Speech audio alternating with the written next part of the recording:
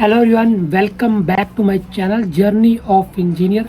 तो आज का टॉपिक ना काफ़ी मतलब कि इम्पोर्टेंट होने वाला है। अगर आपकी ट्रेनिंग इन्फोसिस में स्टार्ट होने वाली है या स्टार्ट हो चुकी है, ठीक है, या फिर आपकी ज्वाइनिंग आने वाली है इन फ्यूचर में, क्योंकि लास्ट आपको बताऊँ अक्टूबर के आई थिंक 24 अक्टूबर से जो काफ़ी गैप था ना, आई थिंक जून जुलाई के बाद एक भी ऑन बोर्ड नहीं हो पाया था कोई भी स्टूडेंट।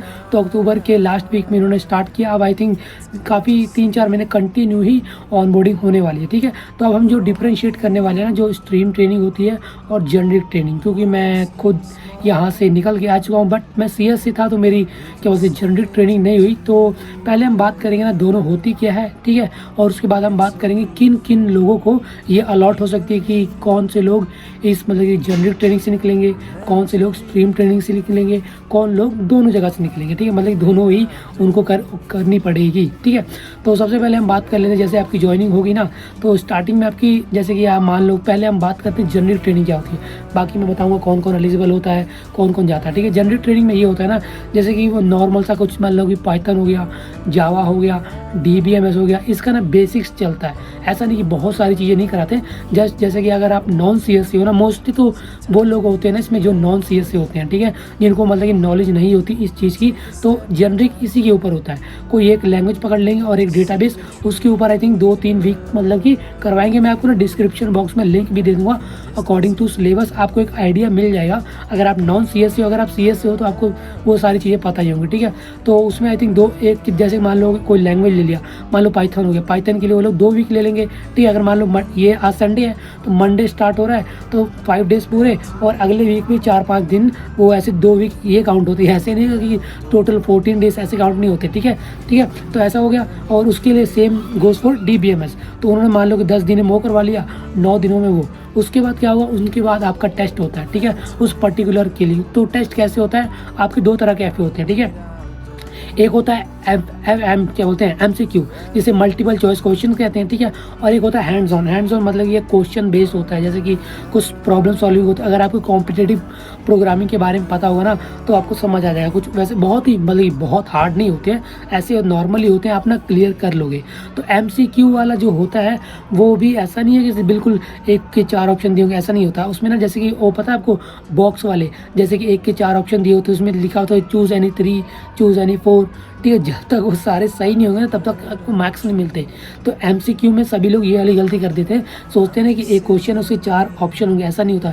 मोस्टली जो क्वेश्चन आप देखोगे ना MCQ में ऐसे ही वाले होते हैं कि चूज़ एनी 3, चूज़ एनी 2, ठीक है। अगर एक भी गलत हुआ तो मार्क्स आपके माइनस होने वाले हैं, ठीक है। तो जेनरिक में यही होता है, और इसमें ना 3 अटैम्प्ट मिलते हैं, ठीक है। तो अब आता है कि जेनरिक में जाता कौन कौन, मतलब कि किनको, मोस्टली लोग जो होते हैं नॉन CS से, ठीक है, जो हो गए BCA वाले हो गए, ठीक है, MCA वाले हो गए, या डिप्लोमा से जो लोग आ रहे हैं, तो उनके लिए मोस्टली जेनरिक ट्रेनिंग कंडक्ट होती है इन्फोसिस की साइड से, ठीक है। अब आते हैं हम स्ट्रीम ट्रेनिंग के ऊपर। हाँ, और एक बात और, काफ़ी अभी मतलब कि कोविड था तो काफ़ी जो नॉन CS और CS थे ना, वो भी मतलब कि जेनरिक ट्रेनिंग से गए थे। तो ऐसा नहीं क्योंकि रैंडमली कुछ भी पिक हो रहा है ना, जैसे कि अभी ऑफलाइन ट्रेनिंग है, तो ऐसा नहीं कि आपकी जो ज्वाइनिंग होने वाली नवंबर में के मिड में तो आपको जाना पड़ेगा, ऐसा कुछ नहीं है। वो रैंडमली पिक करते हैं, ठीक है। मान लो कि नवंबर में 10 से 12 बैच है, तो वो लोग कुछ बैच के लिए ऑनलाइन सिलेक्ट कर लेंगे, कुछ बैच के लिए हाइब्रिड सिलेक्ट कर लेंगे, और कुछ बैच के लिए ऑफलाइन, ठीक है। तो इस चीज़ का ध्यान रखना, ये 3 चीज़ें बहुत मैटर करती हैं। अब आती है स्ट्रीम ट्रेनिंग।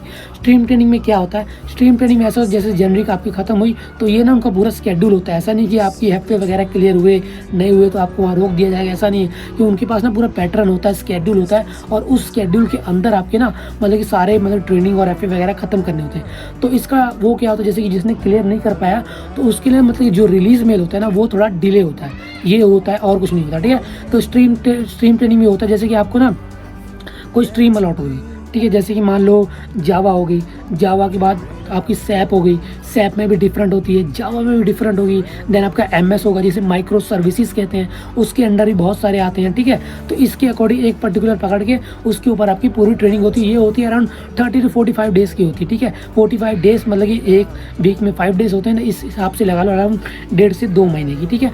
और इसमें ये होने के बाद इसमें भी आपकी ना 3 FA होते हैं, और इसमें ना आपकी इंग्लिश भी आती है। इंग्लिश इन सेंस की ना एक होता है BCEP करके होता है, बिजनेस इंटेलिजेंस ऐसे करके ना होता है। उसमें ना भी ये जैसे कि स्ट्रीम की आपकी आपके 2 एफ होते हैं, एक MCQ वाला, एक हैंड्स ऑन वाला, और फिर आपके 2 एफ होते हैं इंग्लिश के। इंग्लिश में क्या होता है, और इसके ऊपर ना मैंने पर्टिकुलर वीडियो बनाई हुई है अलग अलग करके, ठीक है। इसमें बार बार बताएंगे तो बहुत बड़ी वीडियो हो जाएगी, ठीक है। ये जस्ट हमने डिफ्रेंशिएट किया हुआ है स्ट्रीम और जेनरिक वाला, ठीक है। तो 2 इंग्लिश के होते हैं, 2 आपके होते हैं स्ट्रीम वाले, ठीक है। और स्ट्रीम में आपको सिर्फ 2 चांस मिलते हैं, और फर्स्ट वाला काउंट करके 2 चांस होते हैं। ऐसा नहीं कि रीटेस्ट 2 होंगे, रीटेस्ट एक ही होगा, ठीक है। और एक आप फर्स्ट अटेम्प्ट में दोगे, सेकंड आपका रीटेस्ट, ठीक है। टोटल 2 होंगे। स्ट्रीम में आपके 3 हो सकती है, और मे भी डिपेंड भी करता ना, क्योंकि काफ़ी लोगों ने कमेंट भी किया था कि टोटल जो आपके काउंट है ना, मतलब ये अक्वायर होने के एफएम्स में, वो टोटल 2 हो चुकी है, ठीक है। तो आपको अब समझ आ गया कि स्ट्रीम किसको मिलती है। और हाँ, एक बार मैं दोबारा से बताता हूँ, जो ना रैंडमली पिक होते हैं, ऐसा नहीं कि आप सोचोगे कि हाँ यार मैं CS से हूँ तो जनरल की होगी, वो ना इन्फोसिस के ऊपर है, आपके ऊपर नहीं है, ठीक है। जैसे मैंने आपको बताया ऑफलाइन जो चल रहा है अभी, तो रैंडमली पिक करेंगे, किसी ऑनलाइन देना है, किसी हाइब्रिड देना है, किसी ऑफलाइन देना है, ठीक है। तो अगर आपको वीडियो अच्छी लगी हुई हो तो लाइक करना। अगर आपका कोई और भी टॉपिक है तो कमेंट कर सकते हो, मैं ट्राई करूँगा उसे डिफ्रेंशिएट करने की और थोड़े से सिंपल लैंग्वेज में समझाने की, ठीक है। तो इसमें हमने 3 चीज़ें कवर की। एक हमने डिफरेंशिएट किया जेनरिक और स्ट्रीम वाला, दूसरा हमने डिफरेंशिएट किया कि कितने FPS होते हैं, ठीक है। तीसरा हमने ये किया कि किस वाले मतलब जेनरिक को कितने चांस मिलते हैं और स्ट्रीम वाले को कितने चांस मिलते हैं, ठीक है। और ये भी मैंने बता दिया कि इनका एक पैक्ड स्केड्यूल होता है, और अगर आप FP वगैरह क्लियर नहीं कर पाते हो तो सर्टिफिकेशन के साइड जाते हो और आपका जो रिलीज मेल होता है वो डिले होता है, ठीक है। तो बस आज की वीडियो में इतना ही, मिलते हैं आपको नेक्स्ट वीडियो में नए टॉपिक के साथ। Thank you so much watching, have a nice day.